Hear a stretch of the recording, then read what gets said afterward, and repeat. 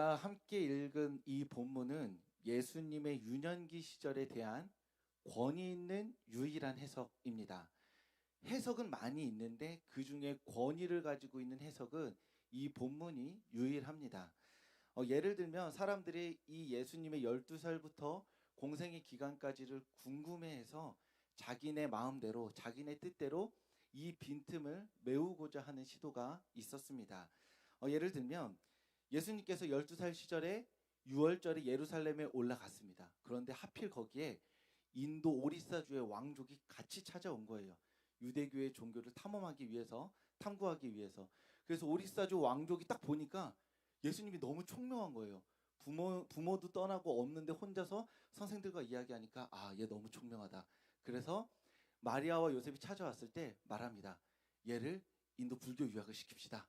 이거 진짜 제가 지어낸 게 아니라 진짜예요. 그래서 예수님이 12살 때 가가지고 인도 불교와 어떤 사상적 철학들을 가득 머금고 와서 29살에 예루살렘에 복귀해가지고 공생애를 시작했다는 게 불교 측의 그리고 조금 보수적인 불교의 이야기의 한 예입니다.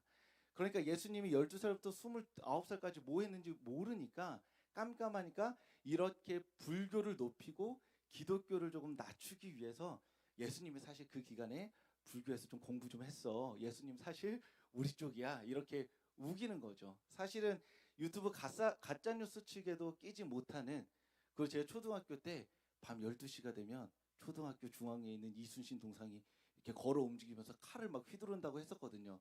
그러니까 이런 수준의 학문적 근거도 없고 역사적 근거도 없는 말들이 퍼져 나가는 거예요. 왜요? 이 빈틈을 상상하기 위해서 그런 겁니다. 그런데 이런 여러 각색이 있음에도 불구하고 그들이 인정하는 게 딱 두 가지가 있는데 오늘 본문에 나와 있는 것처럼 예수님이 12살에 예루살렘에 계셨다. 그리고 총명했다. 이 두 가지입니다. 성경에 있는 이 근거를 가지고 그 다음에 자신들의 상상의 나래를 펼치는 거죠. 그래서 우리는 빈틈을 메우면서 하나님 이 나이 때 뭐 하셨을까를 상상하기보다 오늘 본문 말씀의 근거에서 하나님의 은혜를 나누고자 합니다. 12살부터 29살까지가 궁금한 게 아니라 12살에 어떤 일을 하셨고 그 안에 우리에게 말씀하시고자 하는 것이 무엇인지를 알고 그 말씀을 마음에 새기는 게 우리에게는 더욱 중요한 일이니까요. 오늘 우리는 이 말씀을 통해서 하나님의 은혜 받는 삶이 무엇인지를 함께 살펴보고자 합니다. 첫째로 하나님의 은혜 받는 삶은 하나님을 기대하며 기다리는 것입니다. 그때는 6월절이었습니다. 요셉과 마리아가 해마다 나사렛에서 예루살렘으로 6월절 여행을 떠났습니다. 성경에는 해마다 떠났다고 나와 있으니까 아마 요셉과 마리아는 1년 동안 돈도 모으고 마음의 준비도 하면서 쭉 모아놨다가 6월절 기간이 되면 출발했을 것입니다. 이 거리가 한 140km 정도 되는데 대략 잡아서 혼자만 이동하는 게 아니라 가족들이 다 같이 이동하기 때문에 최소 일주일이 걸리는 여행 기간이었습니다.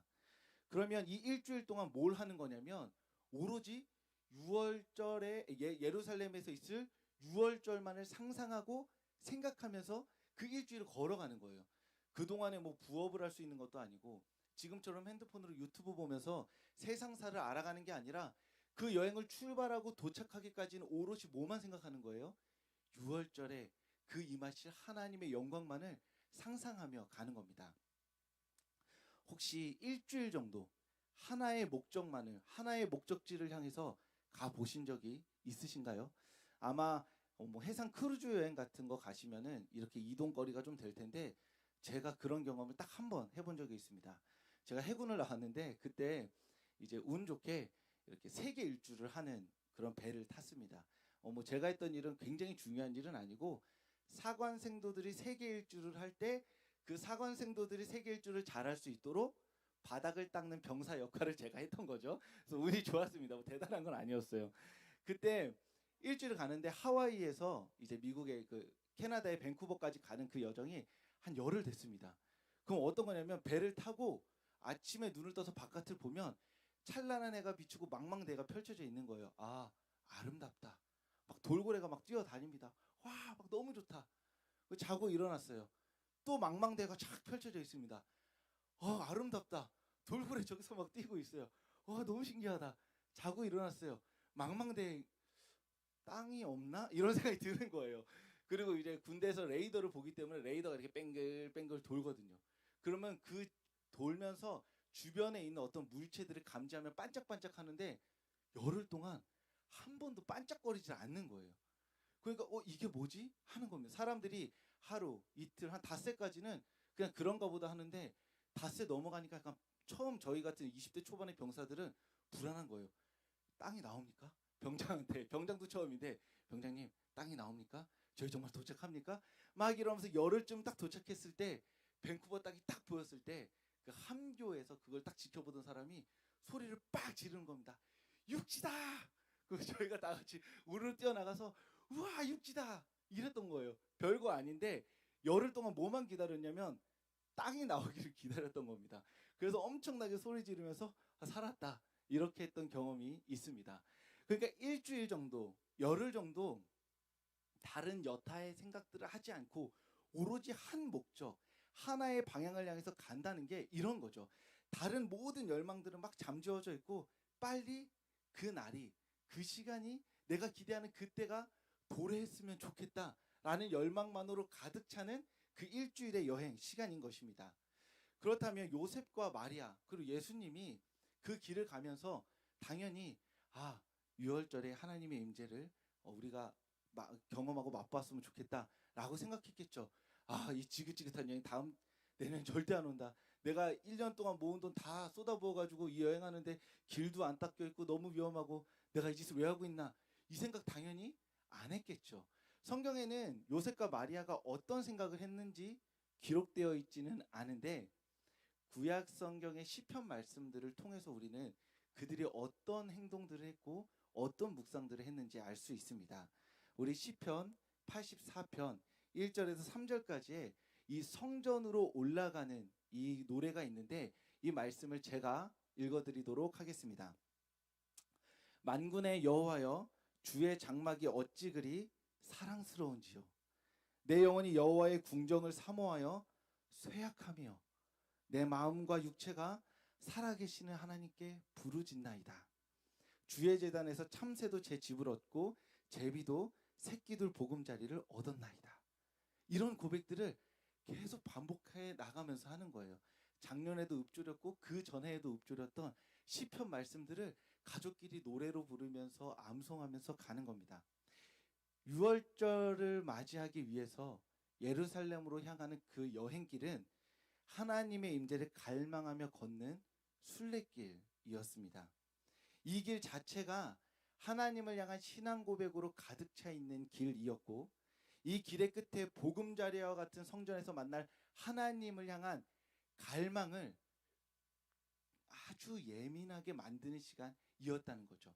갈망이 채워지는 시간이 아니라 끊임없이 일주일 내내 하나님을 갈망하는 시간인 겁니다.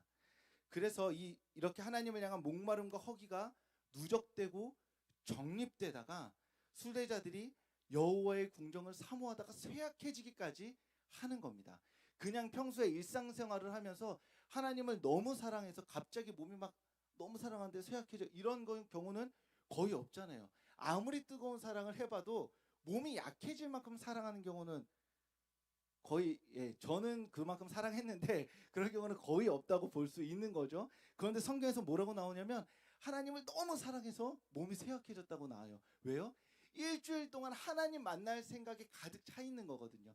하나님을 갈망하며 목말라 하는 그 일주일의 시간 동안 너무 하나님을 만나고 싶기 때문에 내 몸이 쇠약해져서 빨리 하나님을 만나고 싶다 라는 고백 가운데 이 시편 84편 1절과 3절의 고백이 터져 나오는 겁니다. 이렇게 몸이 쇠약해질 때까지 하나님을 갈망하고 목말라 하다가 성전에 딱 들어가는 순간 시편 134편이 나오는 거죠. 보라, 밤에 여호와의 성전에 서 있는 여호와의 모든 정도라, 여호와를 송축하라. 성소를 향하여 너희 손을 들고 여호와를 송축하라. 천지를 지으신 여호와께서 시온에서 내게 복을 주실지어다. 아멘. 일주일의 기다림 가운데 성전에 도착해서 천지를 지으신 하나님께 찬양하며 노래하며 탄성을 쏟아내는 것입니다. 그래서 유월절을 위한 예루살렘 여행길은 다른 특정한 목적이 있는 여행길이 아니라 하나님을 향한 갈망을 겨루는 그 순례길이었다는 거죠. 이 순례길 가운데 누적된 하나님을 향한 갈망이 성전에 도착했을 때 찬양으로, 감격과 감사로 터져 나왔습니다. 자신의 모든 것을 걸고 일주일 동안 기다리고 기대했으니 은혜를 받을 수밖에 없는 것이죠. 이 말씀은 오늘 교회를 향해 발걸음을 옮기는 우리에게도 동일하게 적용될 수 있는 말씀입니다. 예배에 나오며 하나님의 영광의 임재를 사모하는 사람들이 있습니다. 은혜를 받을 수밖에 없겠죠.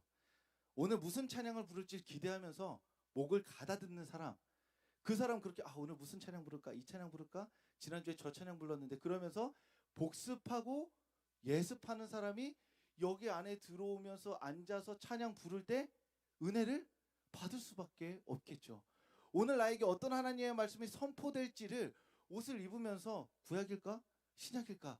생각하는 사람은 여기 들어와 앉아서 누가 서든 어떤 말을 하든 하나님의 은혜를 받을 준비가 이미 그 안에 탑재되어 있는 것입니다. 오늘 오면서 나 오늘 누군가를 위해 기도해줘야 하는데 내 친구들의 기도 제목들을 보면서 하나님이 제발 오늘 응답해 주셨으면 좋겠다 하는 마음으로 성전 문을 열고 들어온 사람은 기도할 때 눈물이 쏟아질 수밖에 없는 거겠죠.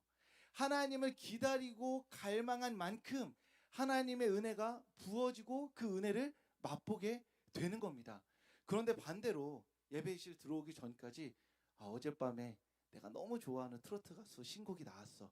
그래서 이렇게 굿이야 이런 거 부르면서 막 들어와요. 그래서 여기 앉았는데 하나님 사랑 이렇게 주님 내가 여기 있어오니 부르면 뭔가 어쨌든 트로트보다는 텐션이 떨어지잖아요. 그럼 일단 찬양부터 은혜가 안 되는데 우리가 그 하나님의 은혜를 받을 준비가 안 돼 있는 거죠. 여기 들어오면서 성경 말씀을 생각하는 게 아니라 나라 걱정, 부동산 걱정, 주식 걱정, 내가 먹고 살 걱정으로 가득 차서 여기 앞에 오랜만에 만난 권사님이랑 막 얘기하면서 아이고 걔는 왜 그랬대? 만나서 그냥 인사하고 서로 축복해 주면 되는데 이 짧은 계단 올라오는 동안 남의 얘기하면서 그것도 남의 나쁜 얘기하면서 올라오면 본당 들어와서 하나님 말씀이 그 귀에 들어올 여지가 현저히 낮아지겠죠. 없다고 말할 수는 없지만 우리의 마음의 준비가 하나님을 향한 갈망과 목마름으로 하나님의 말씀이 한 방울만 떨어져도 해갈될 준비가 되어 있는지, 아니면 세상의 것들이 너무 많아서 하나님 내 속에 내가 너무 많아서 하나님 쉴 곳 한 점 없다고 그렇게 고백할 수밖에 없는 삶인지, 그래서 그 두 마음의 삶에 하나님의 은혜가 어느 곳에 부어질지는 우리가 자명하게 알 수 있는 겁니다. 하나님의 은혜를 받는 삶은 다른 데 있는 것이 아니라 하나님의 은혜를 기대하며 갈망하는 일상의 삶, 그것이 바로 하나님의 은혜를 받는 삶인 거죠. 하나님의 은혜를 받았다라고 하는 게 아니라 하나님의 은혜를 받는 삶은 하나님을 기대하며 갈망하는 삶인 겁니다. 기대하며 갈망하는 사람이 하나님의 은혜를 받고 누리고 기뻐할 수 있기 때문입니다. 오늘이 수요일이고 지난 월요일, 화요일 이틀의 시간 동안 오늘 수요 예배를 이 자리에 오신 성도님들 모두가 기대하셨다고 믿습니다. 올라오면서 어젯밤에 나온 트로트 신곡이 아니라 오늘 나에게 선포될 하나님의 말씀과 찬양을 기대했다고 믿습니다.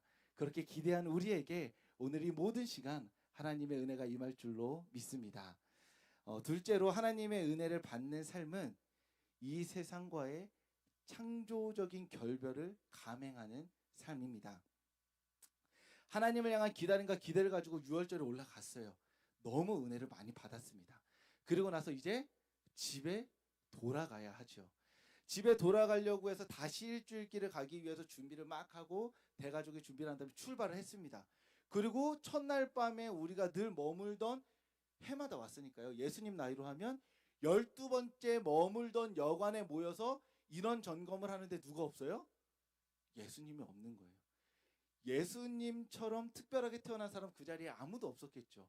예수님처럼 태어난 자체가 이상하고 그 주변 사람들에게 신비한 사람이 없는데 그 요셉과 마리아가 어떻게 12살 난 아이를 놓고 올 수 있을까요? 주변 사람들이 다 한 명도 빠짐없이 예수 없는데? 라고 말하지 않았던 거죠. 왜 그러냐면 그 사람들의 마음이 무심해서가 아니라 너무 많이 단체로 이동하는 거예요.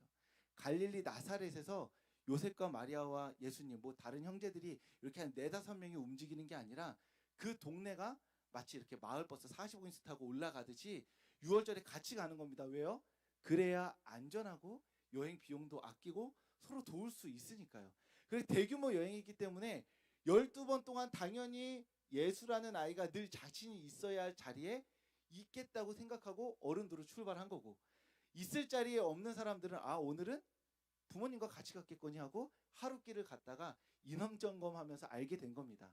그래서 마리아와 요셉이 예수님을 샅샅이 찾기 시작합니다. 하루길을 내려왔는데 다시 예수님을 만나기까지 사흘이 걸립니다. 그냥 그 지역에 도착한 게 아니라 도착해서 하루를 살피는 거예요. 하루길을 3분의 1로 쪼갠 거겠죠. 그래서 하루를 살피고 또 다음에 3분의 1을 가서 또 하루를 살피고 그리고 또 3분의 1을 가서 또 하루를 살핀 겁니다. 분명히 지난주까지는 이 길이 어떤 길이었어요? 하나님을 향한 갈망과 목마름으로 기대에 가득 찬 길이었어요. 그런데 일주일 만에 다시 올라가는 길이 어떤 길이에요? 내 아이를 영영 보지 못할 수도 있다는 불안과 두려움의 길로 바뀐 겁니다. 분명 12년 동안 늘 그렇게 예루살렘을 향해 올라가는 그 길은 기쁨과 성령 충만한 길이었던 거예요. 그런데 정말 하룻밤 만에 그 길이 불안과 두려움과 근심과 자신의 모든 것을 잃을지도 모르는 그 격동의 마음에 사로잡힌 길, 사흘길로 변해버린 겁니다. 분명 같은 길, 같은 자리, 같은 사람인데 어제와 오늘이 다른 경우가 있는 거예요. 어제는 하늘의 은혜를 맛봤는데 오늘은 지옥의 쓴맛을 맛보는 경우가 있는 겁니다. 내가 20년 동안 한 번도 빠지지 않고 이 자리에서 예배했는데 어떤 날은 하나님의 영광에 압도되어서 엎드려 기도하는데 어떤 날은 하나님이 계신가? 계시지 않는가? 의심 가운데 예배 시간 내내 집중 못하는 날도 우리 가운데 있다는 거예요.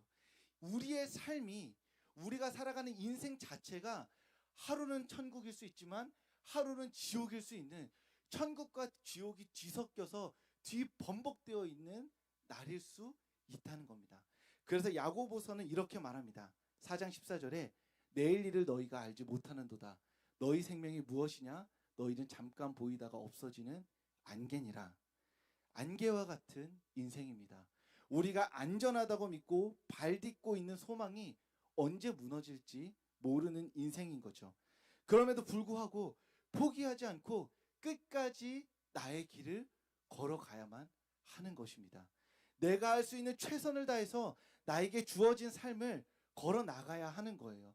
천국과 같은 그 예루살렘의 유월절을 맞이하면서 가는 그 길에, 천국과 같은 길일 때는 하나님의 은혜를 찬양하며 영광 할렐루야 외치며 걸어가는 것이고, 그 길이 지옥의 쓴맛을 맛보여주는 사흘길로 변했을 때에도 여전히 내가 가야 할 길이기에 걸어가야만 하는 것입니다.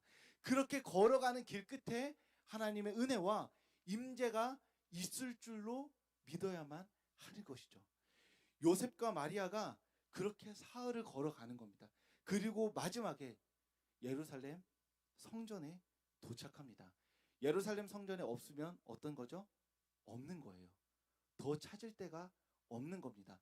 결국 마지막 꼭지점을 향해서 달려갔고 그 마지막 꼭지점에 마지막 희망을 걸고 올라갔는데 거기 예수님이 있는 겁니다. 그것도 어떻게 해요? 태연하게. 그래서 예수님을 보자마자 마리아가 온갖 생각이 이렇게 막 돌면서 질문을 합니다. 굉장히 의미심장한데, 어찌하여 우리에게 이렇게 했느냐?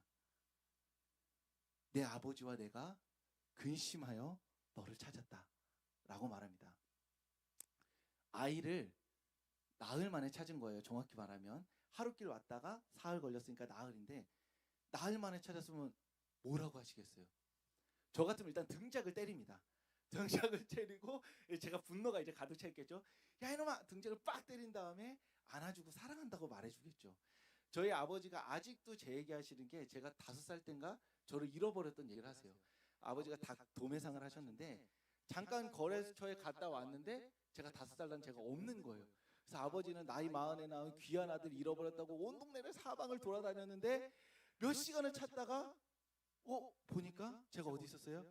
오락기 아래에서 이렇게 또래 형이랑 이렇게 오락을 하고 있으니까 아버지는 안 보이죠. 왜냐면 얘가 어디 걸어갈 줄 알았는데 쬐끄만해 둘이서 계속 막 돈도 안 넣고 두드리고 있으니까 아버지가 아직도 그 얘기를 하세요. 10년 감수했다고. 그러면서 제 얘기를 하시는데 몇 시간 잃어버려도 그런데 나흘을 못 봤거든요. 그런데 너 왜 이렇게 행동했냐? 라고 묻는 거예요. 이 얘기는 뭐냐면 예수님이 길을 잃은 게 아니에요. 성전에 스스로 머물기를 선택한 겁니다. 마리아가 나흘 만에 봐도 그게 딱 눈에 보이는 거예요. 얘가 길을 잃어서 나한테 와서 엄마 하면서 안기는 게 아니라 선생님들이랑 얘기하는 걸 너무 즐거워하고 있으니까 속이 터지지만 묻는 거예요. 네가 왜 이런 행동을 스스로 선택해서 했는가? 내가 너희를 얼마나 찾았는지 아느냐? 그러자 예수님이 답하시죠. 왜 나를 찾으셨습니까? 내가 내 아버지 집에 있어야 될 줄을 알지 못하셨습니까? 예수님의 대답이 더 놀랍죠. 어머니의 대답, 예수님의 모습을 보고 직관적으로 얘가 스스로 선택했구나 라고 어머니의 촉으로 질문한 것도 대단한데 그 질문을 받아서 답한 예수님도 대단한 거예요.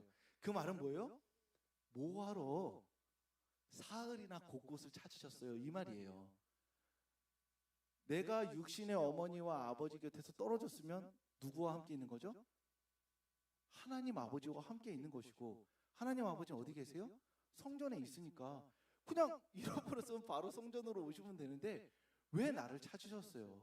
제가 있을 곳은 내 아버지 집뿐인데요 라고 말씀하신 겁니다. 예수님도 140km를 가면서 부모님과 함께 시편의 찬송들을 되뇌이면서 하나님을 향한 목마름과 갈망이 깊어졌던 거예요. 요셉과 마리아도 그런데 예수님은 얼마나 하나님을 만나고 싶고 그 임재 가운데 있고 싶으셨겠어요. 그래서 예수님께서 성전에 올라가셨을 때 하나님으로서 완전히 만족하게 되면서 그 성전 안에 스스로 머물게 된 것입니다. 그래서 하나님에게 매료된 사람, 하나님으로 완전히 만족한 사람, 하나님이 아니고서는 내 삶의 기반을 둘 수 없다고 완전히 경험해버린 그 사람, 바로 그 12살의 예수님께서 스스로 선택해서 성전에 머물러 버리신 거예요.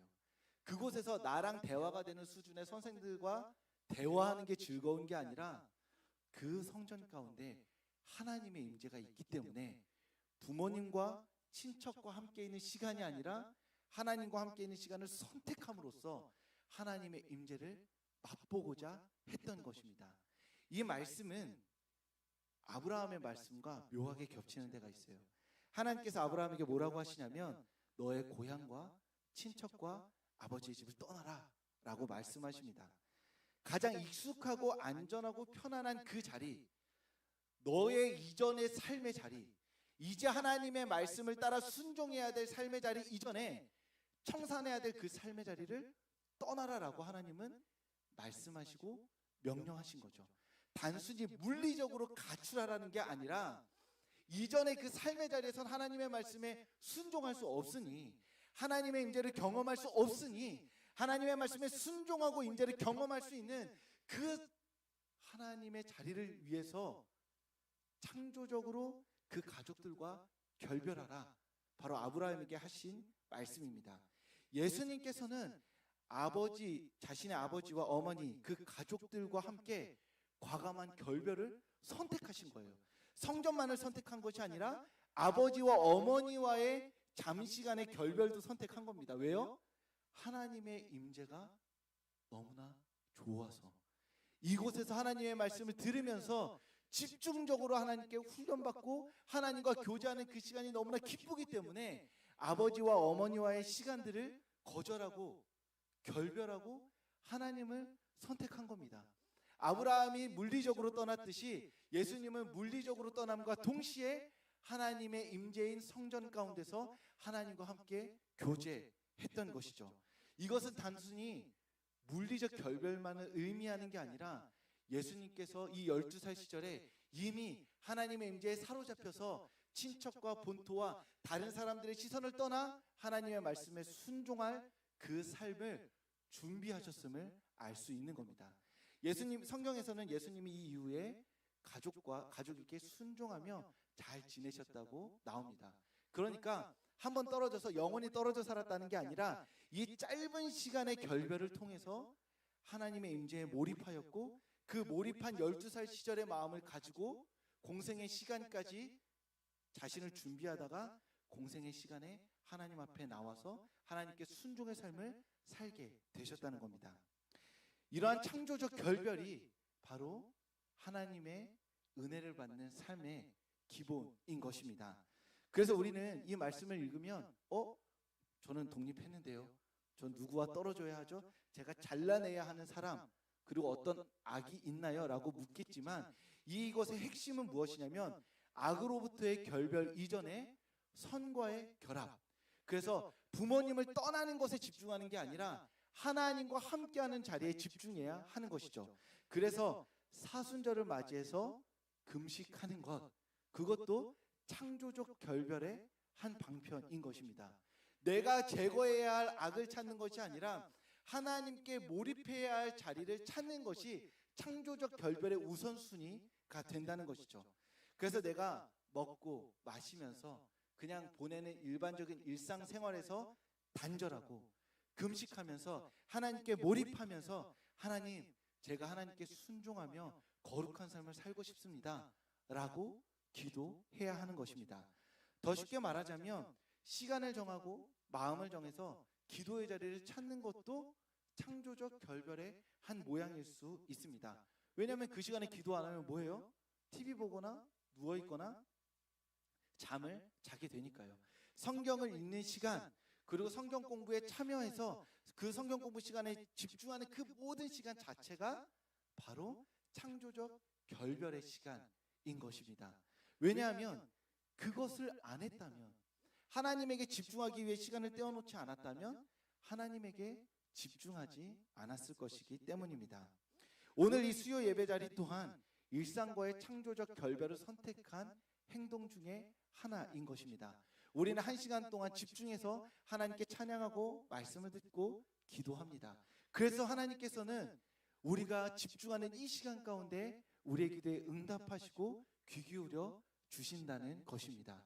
그래서 이 자리가 귀하고, 이 자리에 나와서 예배하는 우리의 마음이 귀하고 하나님께서 응답하여 주시는 것입니다.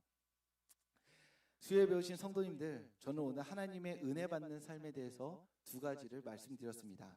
하나는 하나님을 향한 기다림과 기대를 가지고 예배 자리로 나올 때 하나님의 은혜를 받는 삶을 살 수 있다고 말씀드렸습니다.